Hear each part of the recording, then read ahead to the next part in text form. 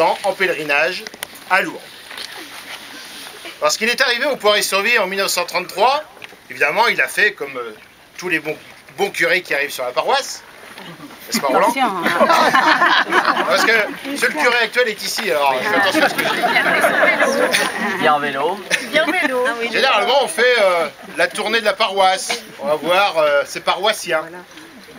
Donc quelques mois après, il arrive à la Marinière où nous sommes actuellement, et il apprend que dans ce village, il y avait un homme, dont je ne dirai point son nom, vous allez comprendre pourquoi. Il y avait un homme qui malheureusement buvait.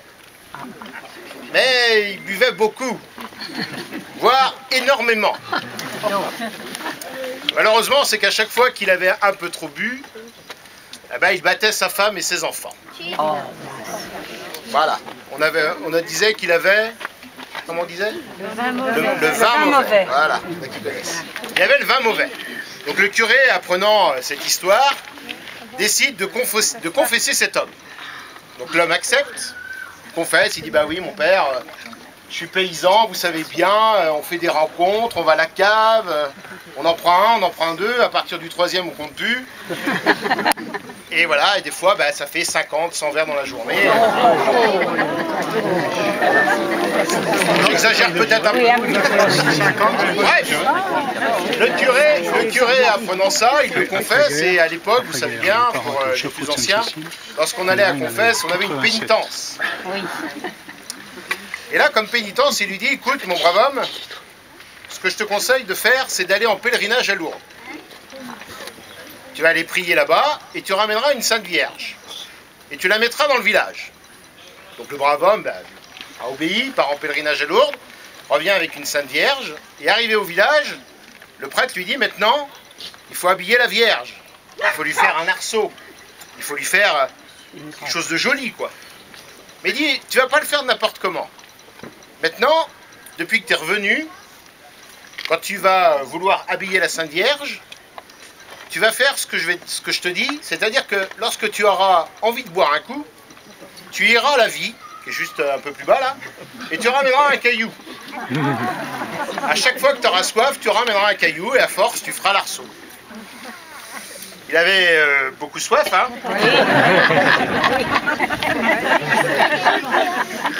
On raconte même que ce brave paysan était très malin. Parce qu'au début, évidemment, à chaque fois qu'il avait envie de boire un coup, il descendait, il ramenait un caillou.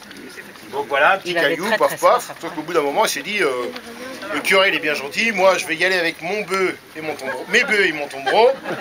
Je vais tout charger, je vais mettre ça dans mon jardin, puis quand j'aurai soif, ça m'évitera d'aller jusqu'en bas. Donc c'est ce qu'il a fait. Alors le père curé, bien sûr, on lui avait dit, dans le village, vous savez bien comment sont. Il paraît que c'était une femme même. Non, là, je sais pas. Bah, bref, le curé l'a su, mais le curé ferma les yeux sur cette histoire. Et le brave homme, à force, eh bien, a fait ce que vous voyez ici. Donc, tous ces tas de pierres et ce fameux arceau. L'histoire ne s'arrête pas là. Il y a quelques semaines de ça, quelques mois, mais je crois quelques semaines. Hein, c'est ça? Il n'y a pas si longtemps que ça. Des gens qui passaient dans ce village, voilà, étaient dans le coin, voilà, ils se baladent, ils étaient avec des enfants, et vous savez bien, les enfants, des fois, on fait des petites bêtises. Ils ont vu ces cailloux, ils ont vu cette vierge, ils ont dit, tiens, c'est rigolo, ça fait un beau projectile, on va lancer les cailloux sur la vierge. Et ils ont cassé la fameuse vierge qui datait de 1934. Voilà. Alors les parents, ils ont eu bien sûr écho de ce qui s'était passé, ils ont voulu réparer la chose, ils ont ramené une nouvelle Sainte Vierge, mais regardez-la bien de près, elle est un peu plus petite que l'origine, puisqu'elle devait arriver jusque là. Ah ouais, d'accord. Et puis regardez bien aussi sa couleur. Oui. Voilà, la Sainte Vierge de Lourdes n'est pas verte, elle est bleue ici, et en principe ça cache le bouche. Alors les villageois sont un petit peu déçus, mais il paraît que tout ceci va être réparé très prochainement. Donc si dans quelques mois vous repassez par la Marinière, vérifiez si la Vierge de Lourdes est bien revenue à sa place. Voilà. Voilà l'histoire donc de la Vierge de la Marinière.